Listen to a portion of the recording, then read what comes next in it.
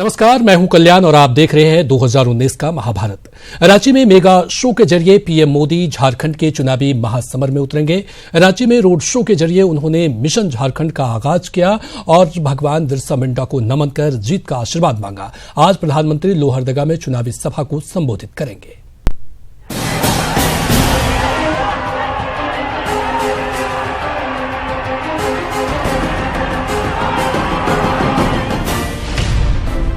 झारखंड के महासमर में उतरे पीएम मोदी।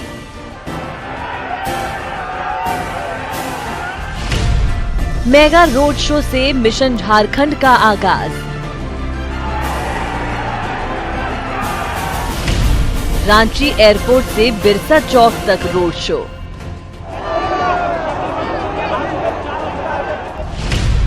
धरती आबा को नमन कर मांगा आशीर्वाद।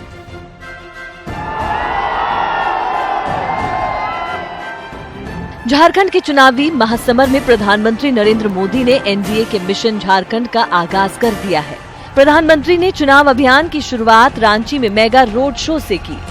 पीएम ने रांची एयरपोर्ट से हीनू के रास्ते बिरसा चौक तक 2 किलोमीटर का रोड शो किया, जिसमें बीजेपी के हजारों नेता, कार्यकर्ता और समर्थक शामिल हुए। गाड़ियों की चमचमाती लाइट और सुरीली धुन के साथ रांची की सड़क पर जब पीएम का कारवा बिरसा चौक की ओर बढ़ा तो पीएम की एक झलक पाने के लिए सड़क के दोनों तरफ लोगों का हुजूम उमड़ पड़ा। तो प्रधानमंत्री ने भी लोगों का अभिवादन करने में कोई कंजूसी नहीं की।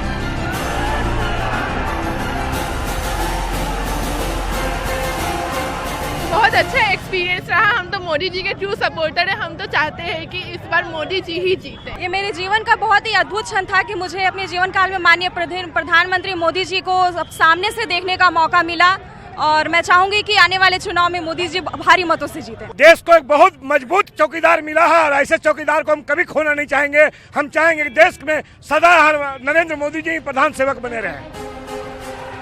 प्रधानमंत्री मोदी के काफिले से बिरसा चौक पहुंचने से पहले सीएम रघुवर दास ने लोगों का अभिवादन स्वीकार किया।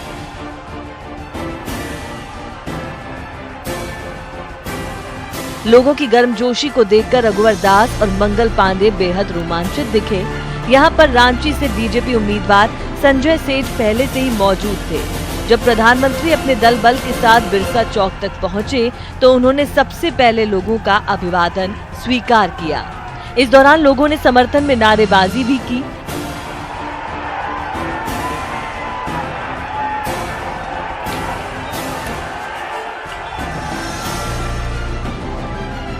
इसके बाद भगवान बिरसा मुंडा की प्रतिमा पर फूल अर्पित कर नमन किया और बीजेपी प्रत्याशी संजय सेठ के लिए जीत का आशीर्वाद मांगा। पीएम के कारवां में शामिल सीएम रघुवर दास ने भी धरती आबा को नमन किया।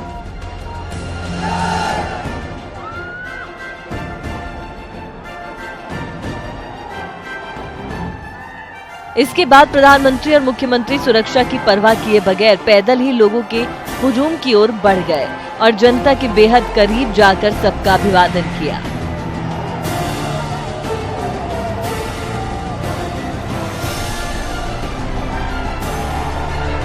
ये पैसे दे के बुलाई गई भीड़ नहीं है, ये देश के होने वाले भावी प्रधानमंत्री के लिए लोगों प्रधानमंत्री तो वो अभी भी है, लेकिन आने वाले समय में वो फिर से दोबारा इस कुर्सी पे बैठेंगे और जो उन्होंने 5 साल में किया है ना वो उसका दुगना करेंगे। बहुत अच्छा लगा, मैं बहुत बेचैन थी देखने के लिए। झारखंड के लिए ऐतिहासिक रहा। हम लोग के लिए इतना अच्छा सब कुछ हो रहा है। सबसे पहले तो ये बोलना चाहूंगी कि पहले कोई प्रधानमंत्री नहीं जानता था कि कौन है। आज एक बच्चा बता सकता है कि मोदी जी हैं। अगला पीएम वही बनेंगे, 100% श्योर वही बनेंगे और कोई मोदी का टक्कर में कोई है भी नहीं।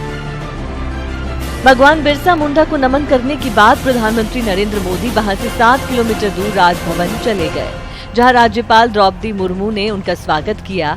राजभवन में पीएम मोदी ने सीएम रघुवर दास और झारखंड के लोकसभा चुनाव प्रभारी मंगल पांडे समेत कई बड़े नेताओं से चुनाव की तैयारियों को लेकर फीडबैक भी ली। वहीं बुधवार को पीएम मोदी लोहरदगा के बीएस कॉलेज स्टेडियम में अपनी पहली चुनावी सभा को संबोधित करेंगे और एक बार फिर से सुदर्शन भगत के लिए जनता का आशीर्वाद मांगेंगे। न्यूज 18 के लिए रांची से भुवन किशोर, मनोज, अजय लाल और राजेश कुमार के साथ ब्यूरो रिपोर्ट।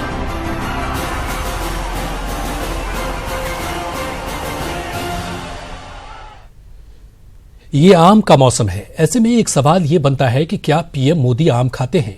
जी हां, फिल्म अभिनेता अक्षय कुमार ने पीएम मोदी से ऐसे ही नॉन पॉलिटिकल सवाल पूछे हैं। देखिए इस सवाल का क्या जवाब दिया पीएम मोदी ने। क्या हमारे प्रधानमंत्री आम खाते हैं? अगर आप इजाजत दे तो मैं एक छोटा चुटकुला सुनाना चाहता हूँ। तो सारे के सारे इधर ही आ गए हो, तो मेरे दुकान पे कौन क्यों? मैं आपको एक चुटकुला सुना दूं।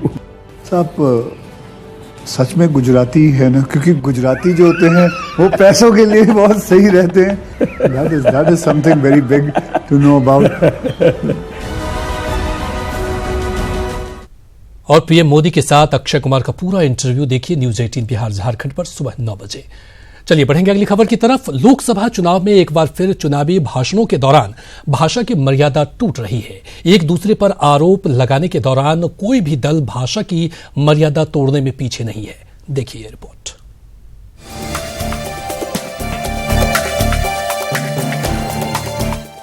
जैसे जैसे लोकसभा चुनाव का प्रचार जोर पकड़ रहा है, वैसे वैसे भाषाई मर्यादा भी तार तार हो रही है। कोई किसी को चोर कह रहा है तो कोई किसी को चुल्लू भर पानी में डूब मरने की नसीहत दे रहा है। चुनावी भाषणों में कुछ नेता तो ऐसा व्यवहार कर रहे हैं जैसे विरोधी उनका जानी दुश्मन हो।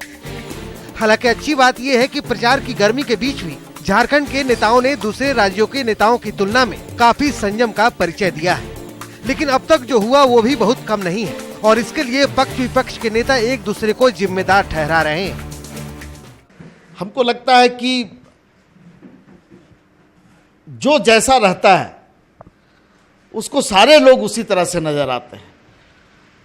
कहते हैं ना कि जाकी रही भावना जैसी। इस प्रकार से राजनीतिक विरोध अपनी जगह है, विचारधारा अलग है हो सकती है, लेकिन राजनीति का स्तर अगर इतना निम्न ले जाना है तो जनता नंगी निगाहों से तमाम चीजों का अवलोकन कर रही है और इस चुनाव में उनको करारा जवाब देगी।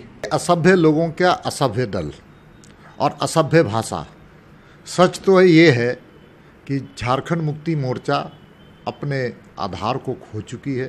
उनके मतदाता उनके चेहरे को जान लिए, उनकी नीति को जान लिए, उनके चाल को जान लिए और झारखंड में सामाजिक समरसता को तोड़ने का काम झारखंड मुक्ति मोर्चा, कांग्रेस और बाबूलाल मरांडी की पार्टी झारखंड विकास मोर्चा लगातार कर रही है।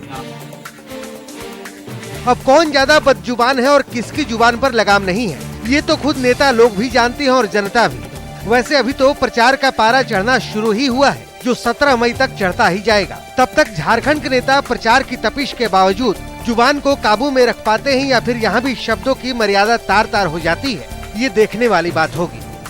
न्यूज 18 के लिए रांची से अजय लाल की रिपोर्ट।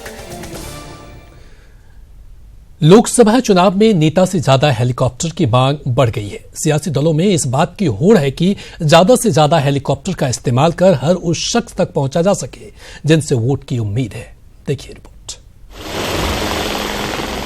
आसमान में उड़ते ये उड़न खटोले आम दिनों में भले ही झारखंड के लोगों के लिए कौतूहल का कारण बन जाते हों, लेकिन आजकल तो इन उड़न खटोलों का दिखना आम बात है।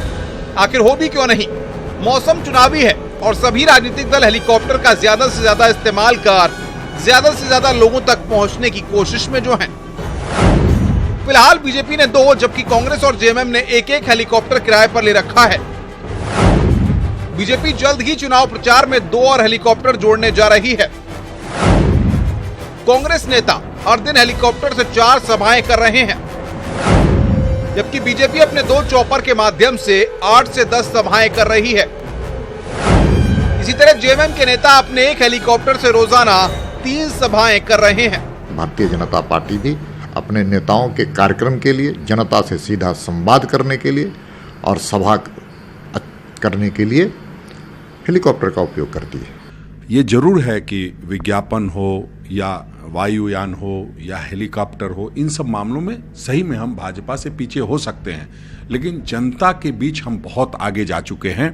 और देखिए, हेलीकॉप्टर का हमारे यहाँ एक हेलीकॉप्टर का इंतजाम है जिसका पूरा सदुपयोग किया जा रहा है। जहां हमारे नेताओं की जरूरत है उनको भेजा जा रहा है। लेकिन झारखंड के आसमान में फिलहाल 4 हेलीकॉप्टर लगातार उड़ रहे हैं। जाहिर है सभी को मैनेज करने के लिए भी एयरपोर्ट अथॉरिटी को विशेष व्यवस्था करनी पड़ रही है। लोकसभा का चुनाव चल रहा है तो हेलीकॉप्टर का मूवमेंट काफ़ी ज़्यादा है और विभिन्न पार्टियों के द्वारा हेलीकॉप्टर का उपयोग भी किया जा रहा है। तो नॉर्मल इसके लिए एक स्टैंडर्ड ऑपरेटिंग प्रोसीजर हम लोगों का बना हुआ है, जो कि AI के माध्यम से हैंडल होता है। लोकसभा चुनाव के लिए चुनाव प्रचार में जैसे जैसे तेजी आ रही है, तमाम धरती पुत्र नेताओं को उड़न खटोला रास आने लगा है। अब कोशिश ये हो रही है कि हेलीकॉप्टर के माध्यम से दूसरे दल के नेताओं को मात दी जा सके। कैमरा पर्सन नलिन सिंह के साथ अजय लाल, न्यूज 18 रांची। लोकसभा चुनाव में सोशल मीडिया को लेकर निर्वाचन विभाग और राज्य पुलिस बेहद सतर्क है और सियासी दलों से लेकर हर किसी पर कड़ी नजर रख रही है। देखिए रिपोर्ट। पार्टी और प्रत्याशी के पक्ष में सोशल मीडिया का गलत इस्तेमाल करना, विरोधियों पर व्यक्तिगत, जातीय और धार्मिक आक्षेप लगाना, अनर्गल शब्दों और फोटोज का इस्तेमाल करना सोशल मीडिया हैंडलर को अब महंगा पड़ेगा, क्योंकि निर्वाचन आयोग और राज्य पुलिस सोशल मीडिया कंटेंट पर अपनी पैनी नजर बनाए हुए हैं। सोशल मीडिया से संबंधित अगर MCC का उल्लंघन पाया जाता है तो जिला स्तर में कार्रवाई किया जाता है, और जो कार्रवाई किया जाता है सोशल मीडिया के अंतर्गत उसका विस्तृत प्रतिवेदन इस कार्यालय में उपलब्ध होता है। झारखंड पुलिस ने ऐसे मामलों के लिए अलग से एक सेल बनाया है जो सोशल मीडिया की गहन मॉनिटरिंग कर रहा है। साथ ही पुलिस मुख्यालय ने सभी जिले के SP को सोशल मीडिया पर नजर रखने के लिए विशेष निर्देश दिए हैं। जो है कि कोई धार्मिक उन्माद कोई अगर फैलाने की कोशिश करता है या कोई र्यूमर्स फैलाने की कोशिश करता है तो हम लोग ऐसे उनके ऊपर कड़ी नज़र रखते हैं और उस पर इफेक्टिव एक्शन भी लेते हैं। गौरतलब है कि सोशल मीडिया आज अपनी पहुंच के कारण एक बड़ी ताकत बन गया है। सोशल मीडिया के जरिए किसी के खिलाफ या पक्ष में तेजी से हवा बनाई जा सकती है। ऐसे में इस ताकत का गलत इस्तेमाल ना हो, इसे लेकर निर्वाचन आयोग और राज्य पुलिस की पहल सराहनीय है। न्यूज 18 के लिए रांची से मनोज कुमार की। झारखंड के पूर्व मुख्यमंत्री बाबूलाल मरांडी को धमकी मिली है कि वो अपनी पार्टी के प्रत्याशियों का नामांकन वापस करा ले, नहीं तो उन्हें मार दिया जाएगा। बाबूलाल ने इसे राज्य सरकार की साजिश बताया है, तो सहयोगी दलों ने सरकार से बाबूलाल को पुख्ता सुरक्षा मुहैया कराने की मांग की है।